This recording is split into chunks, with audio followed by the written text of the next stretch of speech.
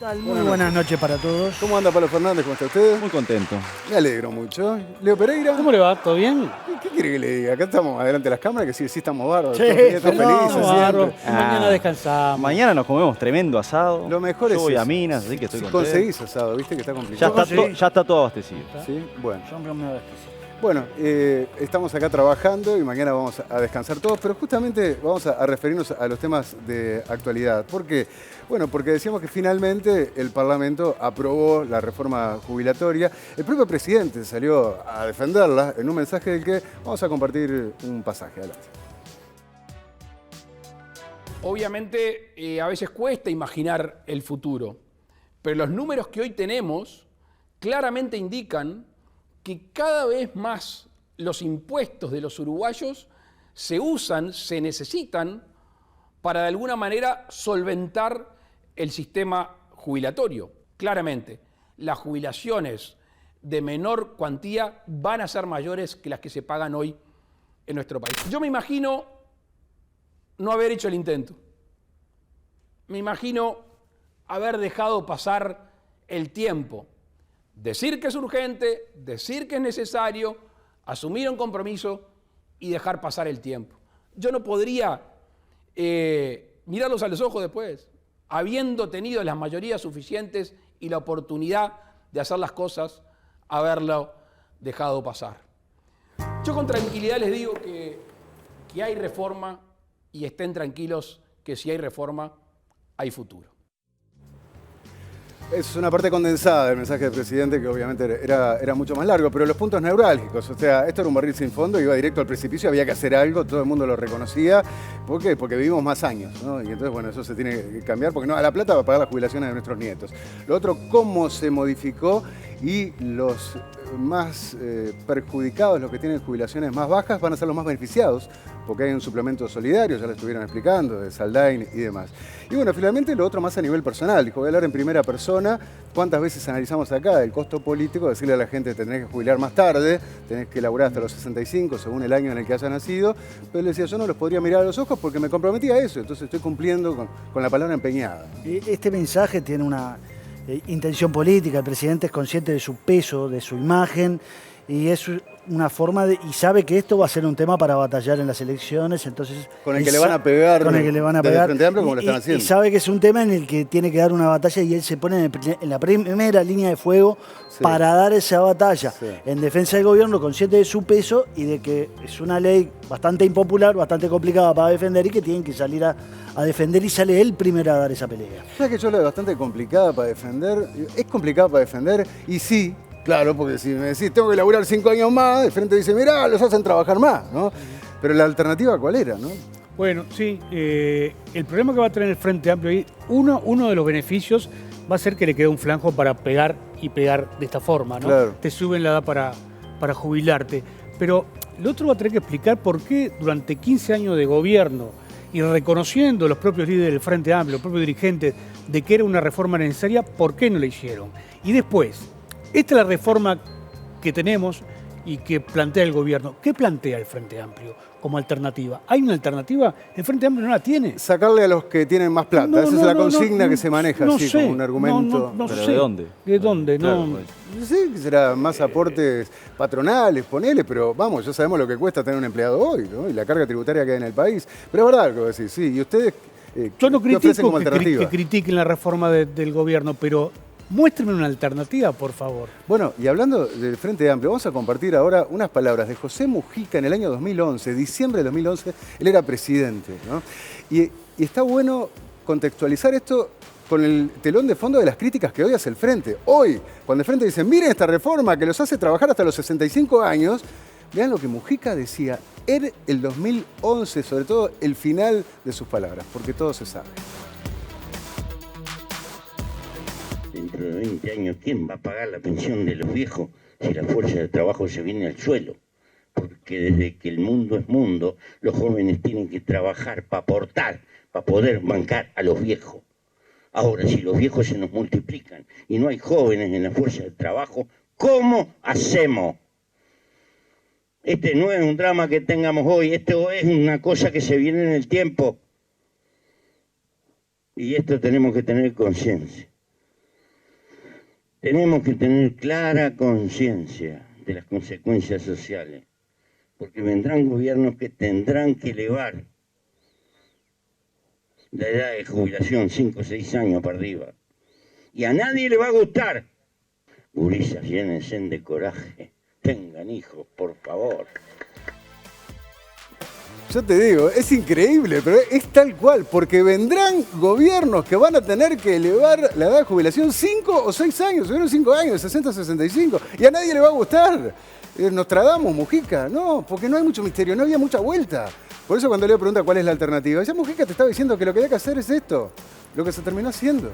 No hay mucha vuelta. Es que para el Frente la noticia de que se haya aprobado es una gran noticia si quiere ganar las elecciones, porque de alguna forma tiene un problema resuelto. Quizás la pueda mejorar, como están diciendo. Ahora, lo cierto sí es que la Calle en campaña electoral dijo que no se le iba que él iba a impulsar una reforma, que no se le iba a cambiar las reglas de juego a aquellos trabajadores que estuviesen en actividad. Sí, señor. Y es cierto que después tuvo que tener un análisis en el cual tuvo que rever esa decisión. Sí. Ahora... De hecho, reconoció, ¿no?, que incumplió la promesa electoral. Él había dicho, porque así, como nadie resiste el archivo, en el caso de Mujica, claro, ahí lo veíamos. Fíjense, en el 2019, en campaña, la Calle había dicho, al que está trabajando no le puedo cambiar las reglas de juego, no hay que alterar el contrato, ¿no? Cuando uno empezó a trabajar sabía que se podía jubilar a los 60, eso no se puede cambiar. Y después, claro, hablando con Saldain, dijo, no, mira, los números es inviable, no cierran, no te cierran por ningún lado. Va a haber que cambiar eso, y entonces, en definitiva, bueno, sí, tuvo que incumplir la palabra dada. Ahora, dejamos un detalle no menor, porque el mensaje que dio el presidente por ese video preparado para defender la reforma, en otros gobiernos hubiese sido por cadena nacional.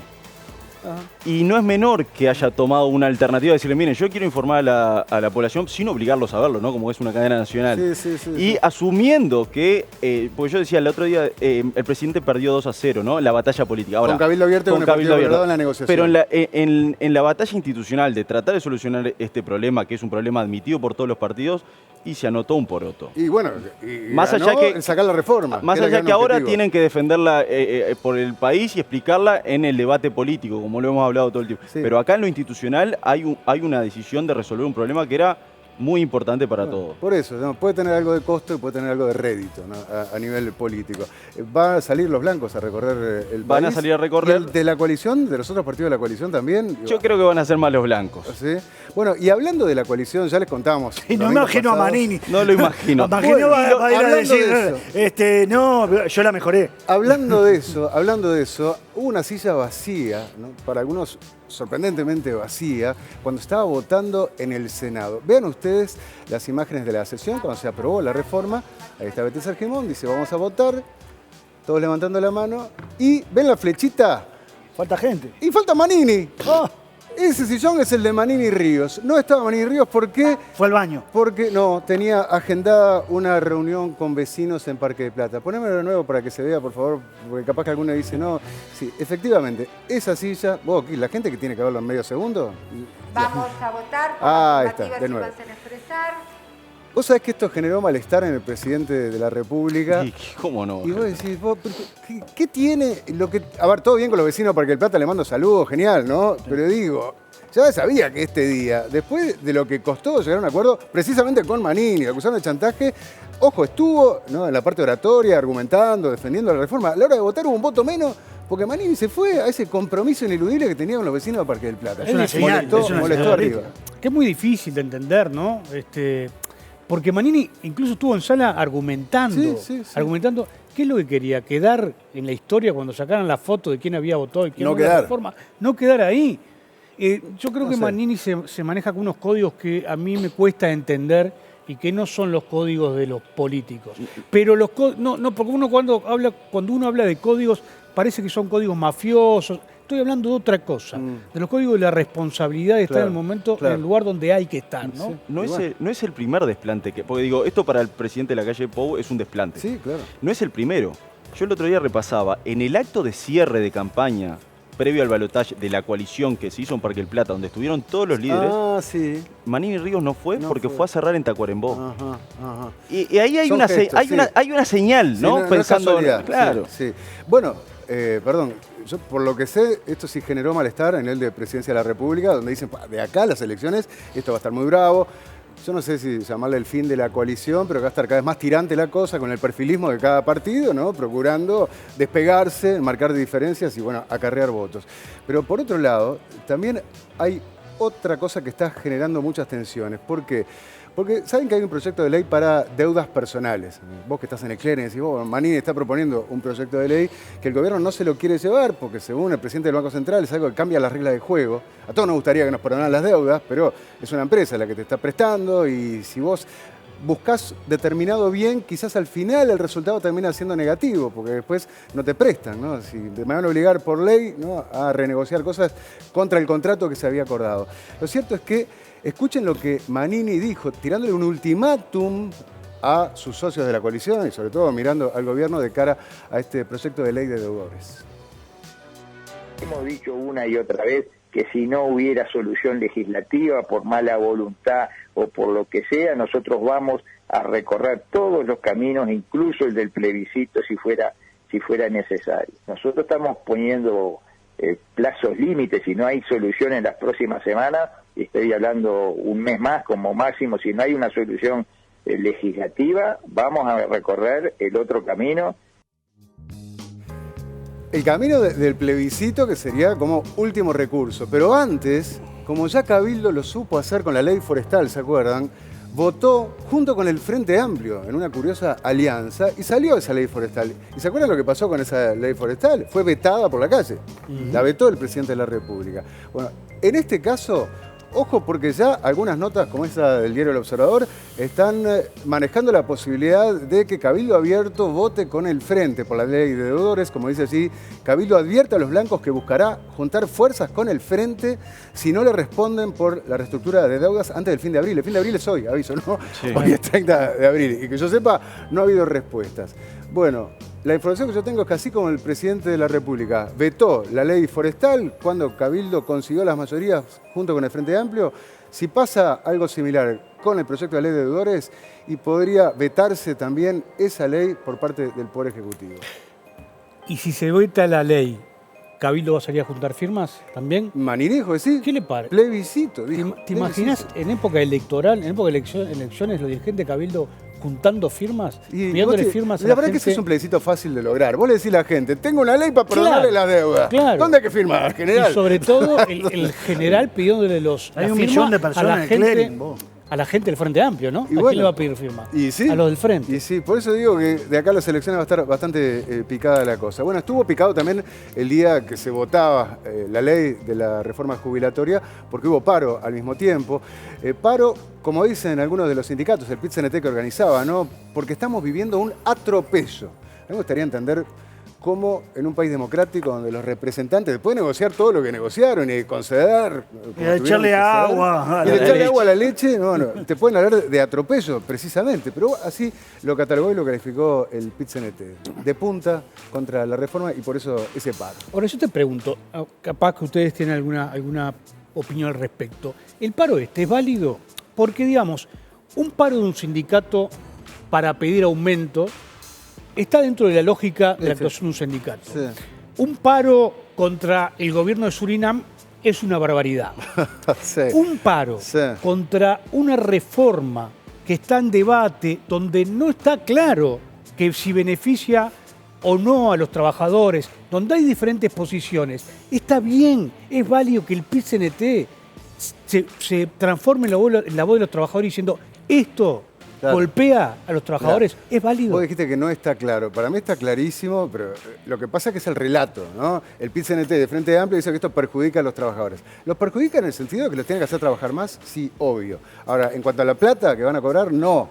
Las jubilaciones más bajas van a terminar siendo más altas y nadie se va a ver perjudicado en líneas generales. Pero claro, esto es político. Y es relativo si perjudica, porque vos decís, van a tener que trabajar más, sí, pero para cobrar la jubilación, porque si no se trabaja más, el sistema se funde y no vas a cobrar nada. Claro, la alternativa ¿cuál sería? Sería mucho peor. Eso es lo que pensaba Mujica en ese video, sí, o lo que piensa Astori, o lo que piensa mucha gente del Frente Amplio, que entiende que tiene que hacer oposición con esto porque como decimos en el capítulo de todos los domingos, esto es política. Esto es política y el PIT-CNT con este paro está haciendo política. Yo no voy a hablar del FAPIT, pero obviamente en esto y en tantos otros temas son carne y uña. Y el grito político es a la gente de la ciudadanía, miren que esta reforma los perjudica.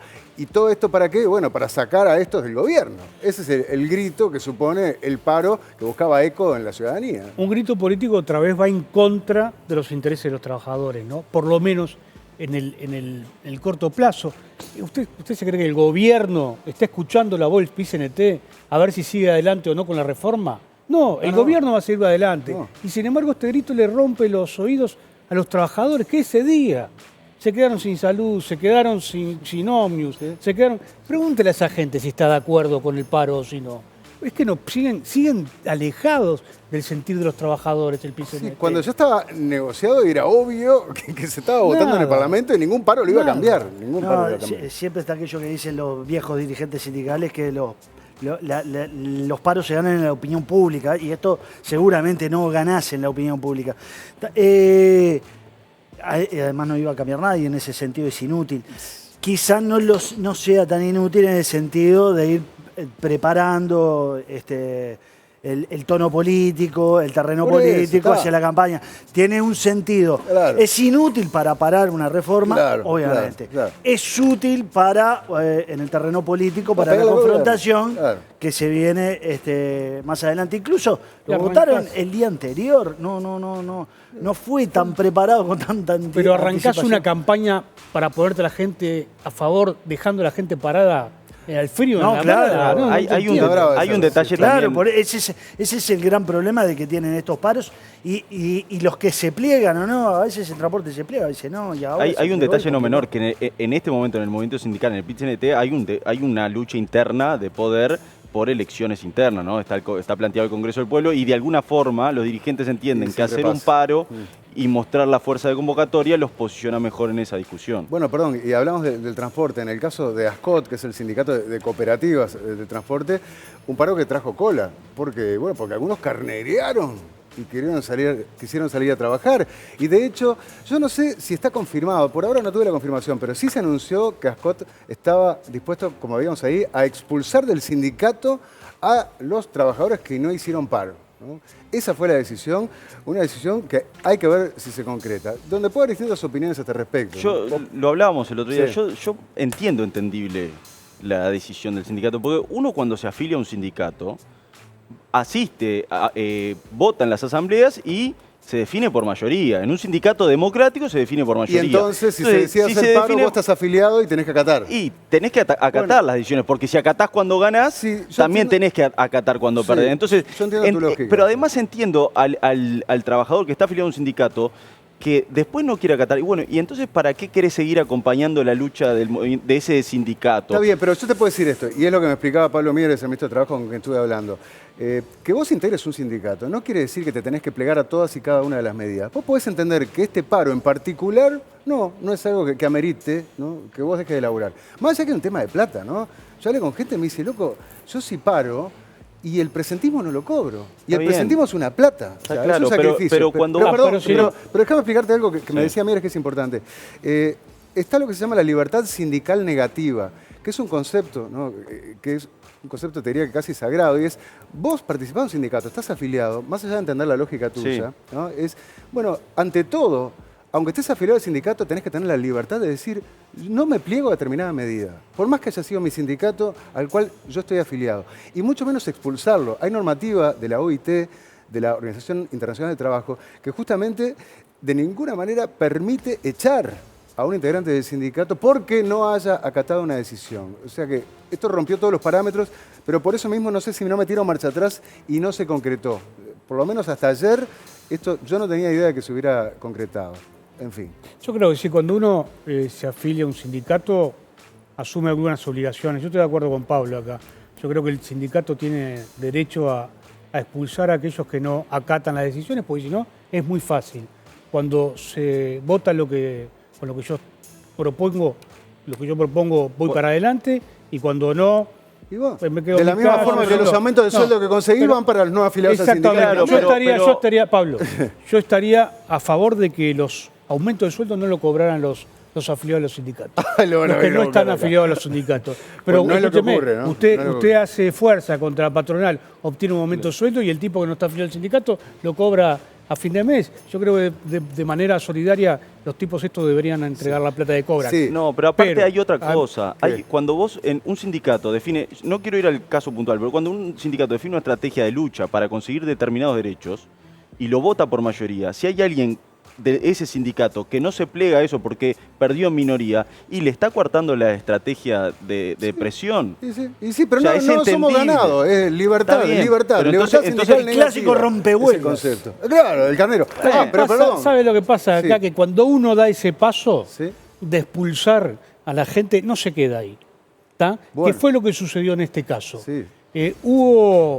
Hubo trabajadores que quisieron salir a trabajar Sí. y se los impidió. Eso A eso sí de las es 3, grave. 4 de la mañana, Sí, los primeros ómnibus que iban a ómnibus salir que trataron de de salir, Coet, ¿no? les hicieron Sí. piquete los huelguistas y Y hubo que llamar a la hubo que policía. llamar a la policía al 911 Sí. para que los dejaran trabajar. Eso es Entonces, antidemocrático. Ahí Bueno, sí, ahí es ahí ilegal. tenés la muestra Perdón. de que lo Bueno. otro... Es ilegal, Está. ¿no? ¿Y dónde está la solidaridad de clase? Porque el otro es un trabajador que puede tener todo el derecho del mundo y tiene todo el derecho del mundo Claro. de laburar, ¿no?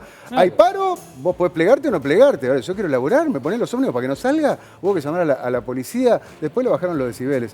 Pero bueno, a veces escuchamos hablar de lucha de clases y vos ves que la lucha a veces está dentro de la misma clase, ¿no? Entre compañeros trabajadores.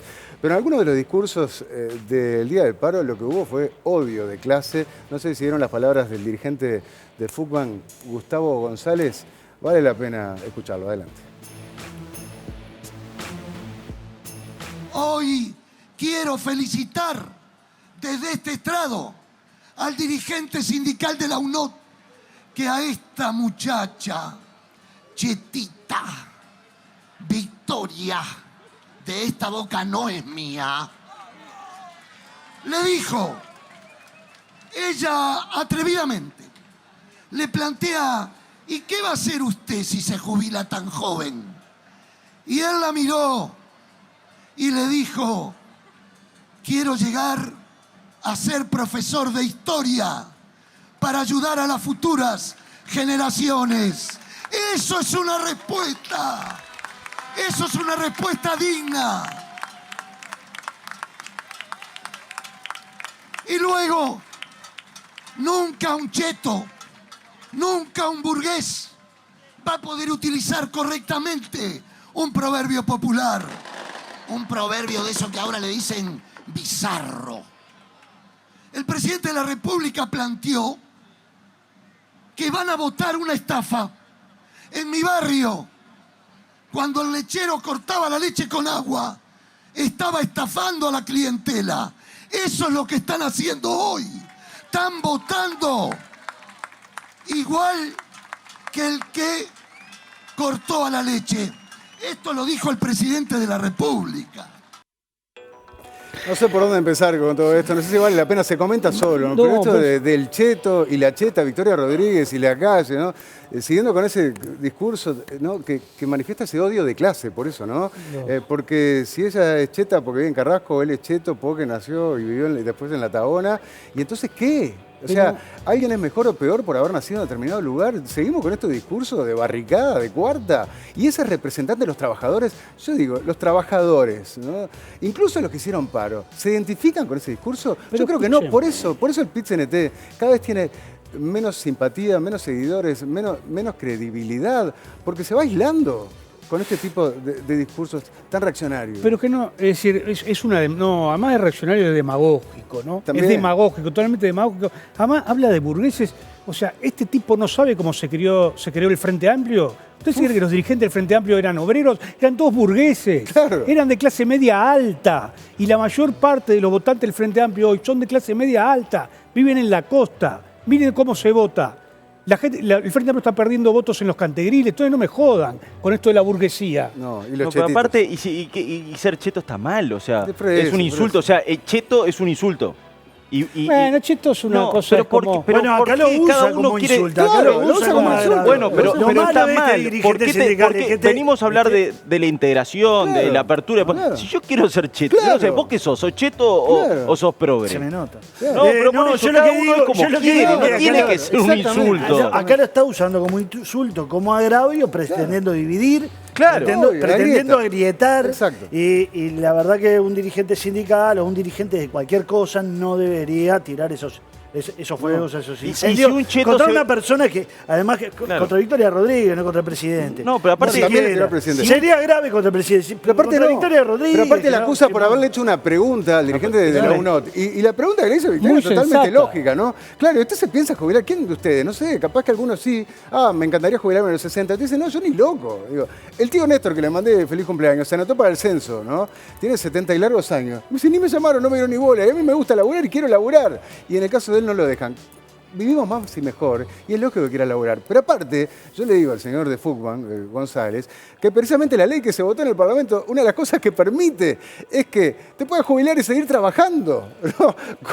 Como quería hacer el señor de la UNOT con profesorado de historia. Y esa cosa de... Y la respuesta digna, le dijo, porque quiero ser profesor de historia. Sí. Profesor de historia, por favor, que den clase como se debe y que no amparo cuando no tienen que hacer y dejen esos chiquilines tirados en la calle. Capaz que había tomado un poco de vino. Nosotros, ahora sí, en Santa Iseña llegó el momento de Familia Traversa. Hoy le recomendamos el Cabernet Sauvignon. Este le gusta. El de Leo. Ese es el mío. Claro representante de esta variedad, este joven Cabernet Sauvignon de color rojo intenso presenta una expresiva nariz de pimientos verdes y especias. ¡Opa!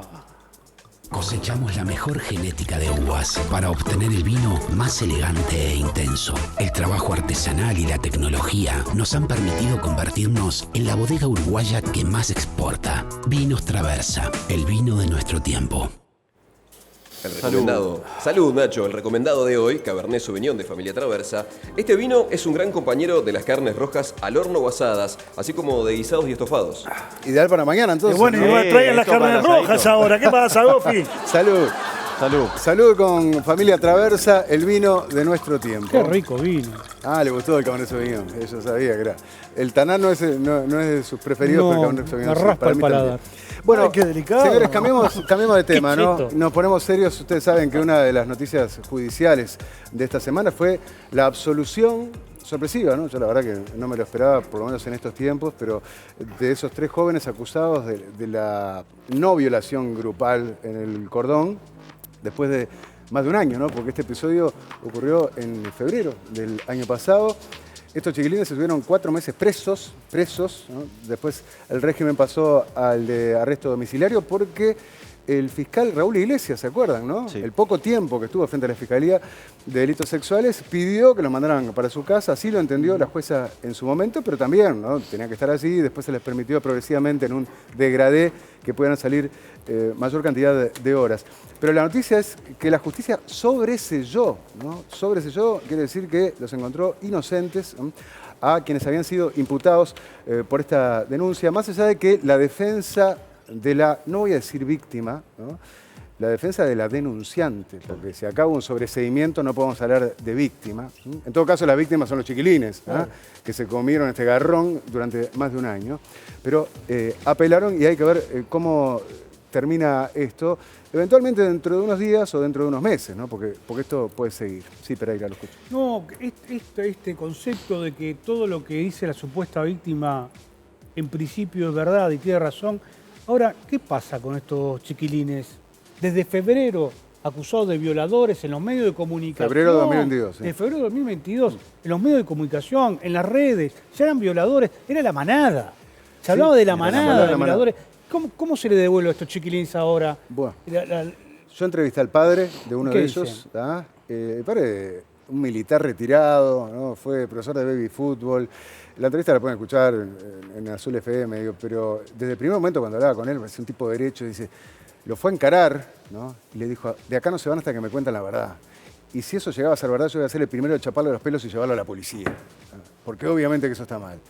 Pero claro, cuando le contaron lo que había ocurrido, dice, bueno, el hombre, en la noche que se enteró de la absolución, dice, mi hijo lloraba, yo lo escuchaba llorar de su cuarto. Imagínate el drama. le tiene miedo a la mujer ahora. Iba alguna amiga a visitarlo a la casa, ¿no? Cuando tenía arresto domiciliario, venía alguna amiga diciendo que venga alguien más, el chiquilín perseguido, ¿no? Que venga algún adulto que esté presente. Otro de los jóvenes de los amigos tiene ataques de pánico. ¿No? Entonces, fíjate, ¿no?, por lo que tuvieron que pasar. Y obviamente que ahora se está haciendo justicia, pero claro, las secuelas quedan, ¿no? Sí, acá es lo que decías vos al principio. A mí me revela un poco que en estos días, después que se conoció la noticia del sobreseimiento, se siguiera hablando de víctima. Desde la fiscalía dicen que le estaban dando amparo a la víctima. Le siguen dando atención a la... Si hubo un sobreseimiento, no hay culpables. Entonces, y si no hay culpable, no hay víctima. Hay una denunciante en todos casos, si quieren seguir hablando en ese término. Porque acá se invirtió el principio de inocencia o se está invirtiendo el principio de inocencia por el principio de culpabilidad. Claro, acá, en vez de uno es inocente hasta que se muestre lo contrario, ¿no? Acá todavía, a pesar del sobreseimiento, se sigue hablando de víctima, y si se sigue hablando de víctima es porque se supone que son culpables cuando una jueza y una fiscal, y ahora vamos a ver en qué términos, determinaron este dictamen. La inocencia, ¿no? claro. Pero ¿qué es lo que hay que hacer? Siguen siendo culpables a pesar de que la justicia lo declara inocente. ¿Qué más quieren? Bueno, de eso ya vamos a hablar. Perdón, no es el único caso, ¿eh? Yo no sé si se acuerdan el de Balizas en un verano hace unos años, donde también unos jóvenes fueron acusados de haber violado, no es el Santa Teresa el del baño, el de Balizas en un campamento, en una carpa. Haber sido acusados de haber violado a una joven, que la joven, yo sé porque lo hablé gente de ahí, en la tarde decía, qué lindo esta noche para enfiestarnos, venía diciendo a los gritos pidiendo. Y después fue con algunos a una carpa. Sin embargo, esos algunos terminaron presos y luego absueltos. O sea, la justicia consideró que se habían equivocado, mal yo, inocentes. Hace poco tuvimos ¿te acuerdas la fiesta del Partido Nacional? Sí, ahí también hubo una denuncia de una chica diciendo, a mí me violaron múltiples veces y demás.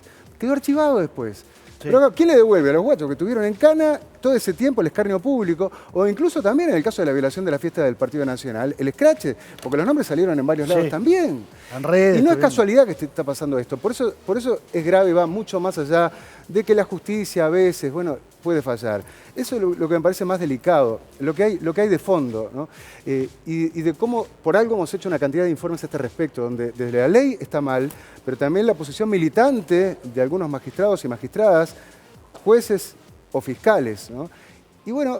Y por supuesto que también la opinión pública. Creo que también esto sirve, ¿no?, para que todos y cada uno de nosotros, en este caso yo me salgo porque saben muy bien que desde el primer momento, cuando recibí los audios de la violación del cordón, dije, ¿no? Esto no parece ser una violación, y por eso los hice públicos. Yo creo que el caso nos tiene que servir para reflexionar y analizar cómo actuamos, no solo como personas, como ciudadanos, sino también en nuestro caso, y yo quiero hacer una mea culpa como periodistas, porque creo que este tema lo hemos tratado en la opinión pública, en los medios, de alguna forma necesariamente irresponsable. Sí, creo que... políticamente correcto, voy a hablar, es lo más fácil. Yo voy a hablar es lo más fácil, de lo dónde va la corriente. No, está bien, Nacho. O sea, también entiendo que no hay que generalizar, ¿no? Que porque este caso son inocentes, cualquier caso que venga se tiene que mirar con la misma vara, no, o sea, va a haber casos de abusos, es notoriamente que hay, pero no tienen que mezclarse las cosas. En este caso, yo creo que hay que recordar cuando apareció el episodio, generó mucha conmoción, hasta el propio presidente de la calle se manifestó. Y en lo personal, a mí me afectó mucho y entendí que sí, que había una víctima y había unos culpables. Claro. Y cuatro tipos no dimos, una mujer, no dimos nos lugar. Quedamos espantados por eso. Y creo que eso es importante. Y nos tiene que servir como reflexión para decir, cuando hay un caso de esto hay que actuar con mayor responsabilidad y hay que, generar conciencia de que no tiene que, de las diferencias, de el respeto entre la mujer y el hombre, pero no generar que, porque ya hay una denuncia, ya hay un culpable. Exacto. Porque vos decías las secuelas que lo quedan. Estos tipos tuvieron 4 meses en cárcel. Bueno, yo te regalo 2 días en la cárcel. Pero, perdón, hay algunos que están ahora en la cárcel. Hay algunos que están ahora en cárcel. Entonces estamos hablando de estos, pero por eso digo de cosas mucho más jodidas. E incluso, hoy son ellos las víctimas. Yo he escuchado a algunos colegas periodistas, aún después de esta absolución, y ya vamos a ir a los detalles y escuchar parte de lo que fue la audiencia judicial y lo categórico que fue la fiscal y la juez, ¿no? Por algo decretaron el sobreseimiento. Pero dicen, no, que hay que creerle a la mujer, que la pobre víctima. ¿Cómo puede ser que no se encontraron las pruebas? Porque no había pruebas. Y porque la mujer puede mentir, querido o querida. Todos podemos mentir. Porque si no, entonces votamos una ley que diga, toda vez que una mujer denuncia a un hombre, el hombre será culpable por tantos años. Y ya está. No le pagamos sueldo a los fiscales, no le pagamos sueldo a los jueces. Pero para que haya justicia, en serio, en un país, hay que analizar caso a caso y ver las pruebas. Porque puede pasar cuántos tipos hay que no están viendo a sus hijos porque a la mujer se le ocurrió inventarles una denuncia. Lo hemos visto acá. Todos los días me llegan mensajes de esos. Esas son las verdaderas víctimas. Más allá de que obviamente muchas veces los hombres son victimarios y son los femicidas y son los abusadores y es el machismo, es esa fragilidad en el fondo del tipo que no se banca que la mujer se empodere. Por supuesto, pero la justicia está para hacer justicia, no para militar. Porque el día que milita se terminó la justicia. Y esto está rompiendo los ojos ahora con este fallo.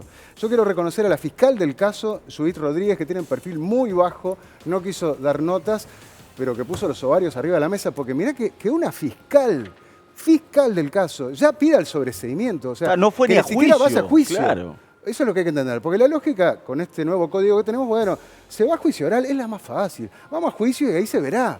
La fiscal dijo, esto no me cierra por ningún lado, ni siquiera para ir a juicio. Pido el sobreseimiento. Y la jueza también, Blanca Riegro, una jueza muy respetada, que también acá, porque mirá que siempre puede haber represalias de todo tipo, ¿no? Ah, bueno, entonces el ascenso que querías, y bueno, no, hay una vocación que tiene que primar siempre, entonces las aplaudo y justamente vamos a escuchar un pasaje de la audiencia donde la jueza, Blanca Riegro, explica los fundamentos de la absolución en base al dictamen de la fiscal Judith Rodríguez. La Fiscalía argumentó que luego de la profusa diligencia de soportes probatorios y solo a mero título informativo, declaraciones testimoniales, declaración digital, informes, testigos, registro fílmico, registro de celulares, planilla de antecedentes, pericias médicos forenses, pericias psicológicas, psiquiátricas de la víctima y de los imputados, estableció que valorando la misma no presenta las calidades necesarias para tramitar un juicio y efectuar una demanda acusatoria, que las pruebas presentaron fisuras y debilidades y que a pesar de haber agotado todas las medidas, esas pruebas diligenciadas presentan fisuras y discordancia de tal magnitud que han instaurado en caso de la señora fiscal la duda razonable y por lo tanto en base al principio de inocencia solicita como titular de la acción penal el sobreseimiento. Por supuesto que esto es el lenguaje jurídico, pero a nadie se le escapó lo que decía la jueza Blanca Riegro en base al dictamen de la fiscal. Después de analizar todas las pruebas que se pudo, ¿no? Porque se estuvo trabajando durante más de un año. Fisuras, debilidades y discordancias de tal magnitud que ni siquiera se puede llevar adelante la acusación. Por eso son declarados inocentes. ¿Qué quiere decir esto en criollo? Yo le voy a contar brevemente porque lo investigué desde el primer día esto. Primero los audios que llegaron a mi conocimiento, que los pasé al aire, donde la denunciante, matándose de risa, le decía a los otros jóvenes, ella 30 y pico de años, ¿no? Los otros, uno menor de edad, los otros 18, 19, ella 30 y pico, había salido con uno de un boliche, con el menor y una amiga transexual de ella, iban a la casa de él, al apartamento donde estaban los otros amigos, y ella sabía que estaban los otros amigos. Bueno, entraron, sí, voluntariamente a tener relaciones con este chico del que venían del boliche, tuvieron relaciones, y después, según los propios chicos relatan, ella dice, tráeme a otro de tus amigos porque contigo no me alcanza. Entonces este va y llama a otro de los amigos que viene. Cuando viene el otro amigo y se desnuda, le mira el pene y le dice, con eso me vas a... Esas son las palabras que cuenta uno de los chicos que estaban allí. Terminan teniendo relaciones sexuales y los audios en cuestión, por eso los pasé al aire, daban cuenta, ella decía, ay amigo, me acuerdo de memoria, ay amigo, mi ginecóloga me toca mejor que vos. Era una de las frases de la pobre víctima violada en Manada, matándose de risa. Entonces, eso es lo inicial. Después lo otro, el informe forense, a diferencia de lo que la prensa publicaba en su momento, lo tuve en mis manos, lo hice público, no encontró daño genital ni anal. Esto es concluyente no necesariamente. Puede haber un abuso sexual y que no haya daño genital o daño anal. Pero anda sumando los audios más eso. La supuesta víctima dijo que quedó choqueada. Ataques de pánico, que no podía moverse de su casa. A la semana, y tengo el video acá, y lo estoy guardando por si esto llega a seguir, salió a un boliche, se filmó a sí misma, muy escotada, que salga como quiera, pero de fiesta. No choqueada. Nada choqueada parecía, ¿no? En un boliche, así, ese domingo, ese fin de semana y los otros siguientes. Una amiga de ella me llamó a mí, me dijo, yo la conozco, es una mentirosa, la conozco de toda la vida. Le dije, ¿qué estás haciendo? ¿No? Digo, ¿y qué pasó? Bueno, me terminó bloqueando, pero en un momento me dijo, esto se me fue de las manos. Claro, porque también hay que pensarlo, ella no pensaba que esto llegara a los titulares de todos los diarios. Cuando terminó la fiesta, hubo un cruce, sí, dijo, ¿me bajás a hablar? Le dijo, ¿me abrís la puerta? Le dijo a unos chicos, dijo, no, que te abra el otro. Ella le pegó un cochetazo a uno y este le respondió, le dijo, te tenemos grabada, vas a ser viral, lo cual no corresponde, y de hecho puede haber una condena por un delito menor, como corresponde por la divulgación de ese video, ¿no? Y eso puede ser lo que ella la sacó. Y lo que dijo, le voy a clavar una denuncia a estos, sin pensar ni imaginarse que iba a terminar en la BBC, como terminó, titulando, ¿no? Violación en manada en Uruguay.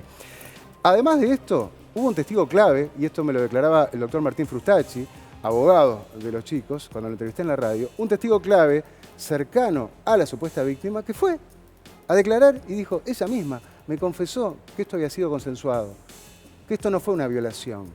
Entonces, por eso ahora tenés a la jueza y a la fiscal diciendo que hay una cantidad de debilidades, de discordancias, de cosas que no cierran. Y es más, fuentes judiciales me dijeron que la propia denunciante, cuando la estaban interrogando, a ver, convengamos que es una joven mujer que no tiene muchos estudios. Sin embargo, el léxico, me decían algunas de las fuentes judiciales, parecía recién recibida de derecho. Un lenguaje que obviamente tiene que ver con otro riesgo que tenemos en el sistema y es la unidad de víctimas de fiscalía, donde lo que tienen que hacer, por supuesto, que es proteger a las víctimas, pero que muchas veces la leccionan y fabrican víctimas cuando no lo son. Y le dan el guión de lo que tiene que decir en la audiencia. Y a mí me dicen que justamente algunos de los magistrados, cuando estaban escuchando eso y le hacían repreguntas y la sacás del libreto, que es lo que nos puede pasar a nosotros, la mujer decía, me siento mal, tengo que salir. Se descompensaba, salía, volvía a los 20 minutos y repetía un guión perfectamente redactado y memorizado a la pregunta que no sabía contestar en su momento. No pasó una vez, pasó 2 veces, 3 veces.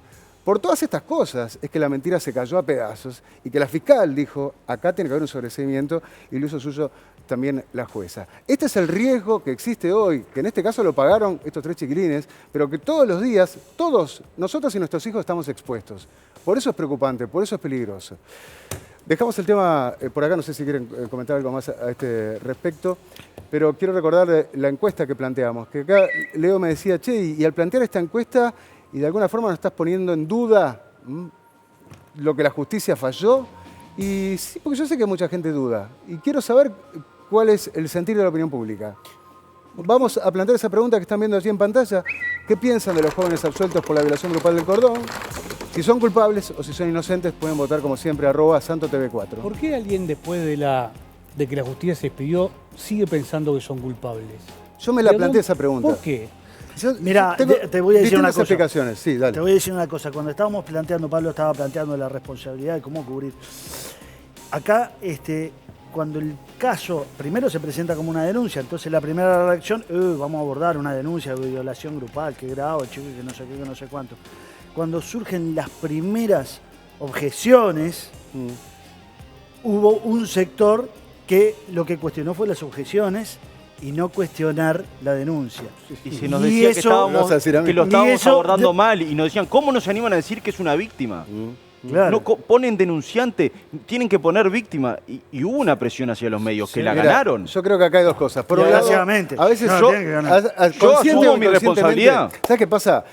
Una integrante de una ONG, hay intereses de todo tipo. Yo puedo decir, desde que hay intereses económicos, ¿tá? Porque la víctima después, por la ley, cobra 12 sueldos, ¿no? Que le cobra al victimario, y eso es plata que vamos a ver cómo se reparte. Yo, a la hora de analizar, analizo y considero que puede pasar de todo un poco. Hasta la militancia enseguece. O sea, el fundamentalista pasa en lo político y pasa también en estas causas. Entonces vos, capaz que con la mejor de las intenciones, estás militando por las pobres víctimas y terminás radicalizándote. Y entonces comprando el discurso de que sí, siempre detrás de una mujer que denuncia de una víctima hay que defenderla. Bueno, eso es terrible. Estás hablando que sos una basura de persona. Metiste 4 meses a 3 tipos en cana. Pero así es la militancia radical. Hay límites así es la militancia radical. Cosas, y no se lo deberías permitir a nadie, ¿no? pero hay periodistas incluso que también lo sienten de esta manera, no conciben la posibilidad, y es el antiperiodismo, es negar la realidad. En la viña del Señor hay de todo, puede haber culpables e inocentes, y se estudia caso a caso. Yo asumo mi error profesional en este caso. Ya, pero eso es todo, eso es todo. Bueno. Asumir que uno se equivocó, ¿entendés? Pero hay gente que con las orejeras dice, no, la justicia entonces está mal porque no puedo aceptar, y hay un tema de ego a veces. No puedo aceptar que el otro tenía razón y que yo me equivoqué. Mirá, hay tantas cosas bajas, ¿no?, que deberíamos superar y ojalá que sirva de lección para los que puedan.